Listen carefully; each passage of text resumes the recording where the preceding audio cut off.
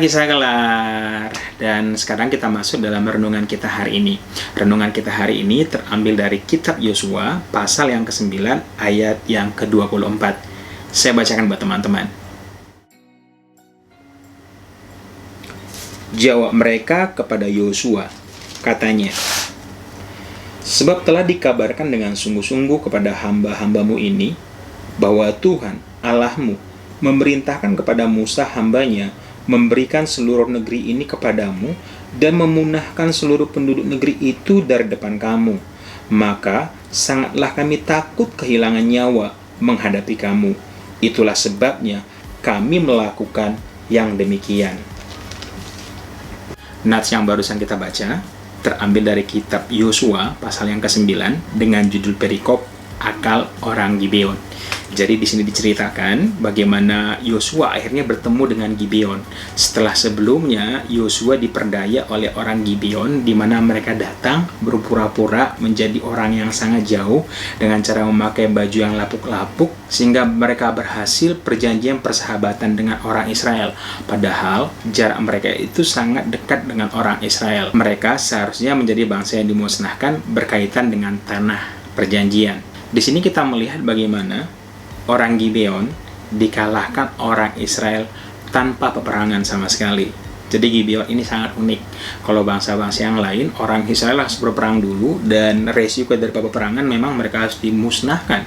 Tapi orang Gibeon ini takluk dan kalah sama sekali kepada orang Israel tanpa peperangan. Oleh karena itu renungan kita pagi hari ini saya beri judul Kuasa Reputasi.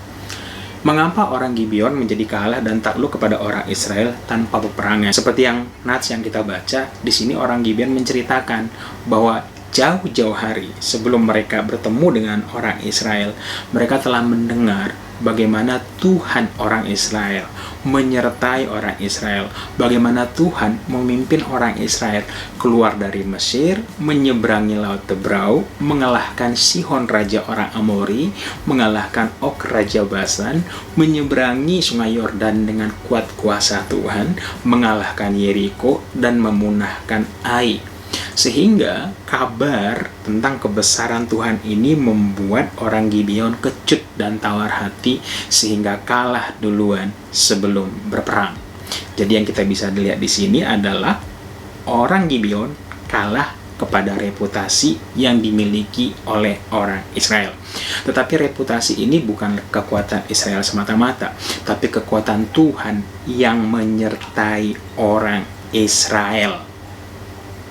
Dan sekali lagi, sebenarnya yang membuat mereka takut bukan nama Tuhan semata-mata, tetapi ada nama Tuhan dan perbuatannya yang ajaib, perbuatannya yang besar, yang belum pernah dilakukan kepada bangsa-bangsa lain. Sehingga reputasi yang besar tersebut membuat orang Gibeon kalah bahkan sebelum berperang. So, apa yang kita lihat di sini sekali lagi, kuasa reputasi yang Tuhan taruh kepada orang Israel, nama Tuhan yang besar yang disertai dengan tanda-tanda mujizat Tuhan taruh dalam nama Israel, sehingga semua orang yang mendengar nama Israel menjadi ketakutan. Renungan kita pada pagi hari ini adalah orang Israel ditakuti oleh bangsa-bangsa sekitarnya karena mereka menyandang nama Tuhan yang besar, karena nama Tuhan yang maha mulia, maha dahsyat, maha besar itu tinggal di dalam Israel. Renungan kita pagi hari ini adalah bagaimana dengan kita? Bukankah kita sebagai anak-anak Tuhan ada nama Tuhan yang besar, ada nama Tuhan yang berkuasa, ada nama Tuhan yang ajaib, ada nama Tuhan yang penuh kasih tinggal dalam kehidupan kita, tinggal dalam reputasi kita. Tapi pada kenyataannya bagaimana? Pada pagi hari ini kita renungkan, ketika orang mendengar nama kita, kira-kira persepsi orang apa? Apakah orang lemah?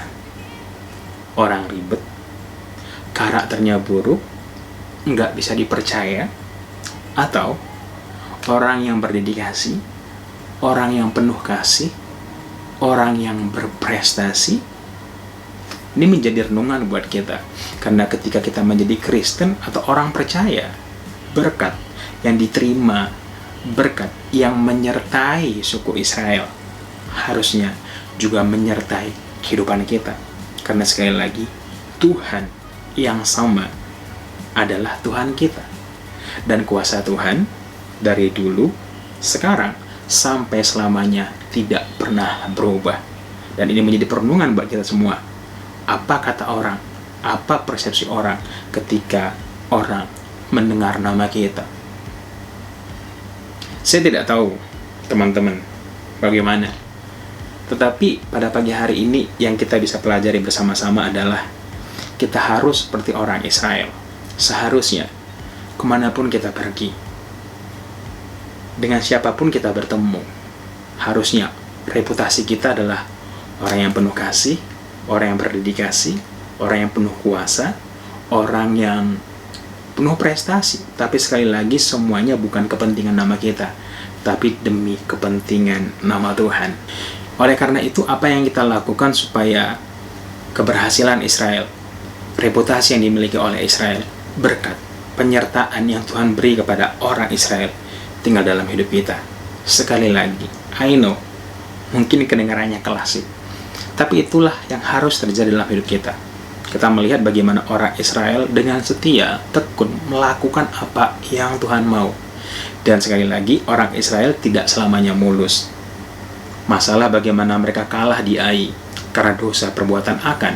Artinya gini, mereka juga masuk dalam proses, mereka juga masuk dalam penghukuman. Tetapi ketika mereka dihukum, mereka dengan segera bertobat, melakukan kebenaran firman Tuhan. Begitu juga dalam hidup kita.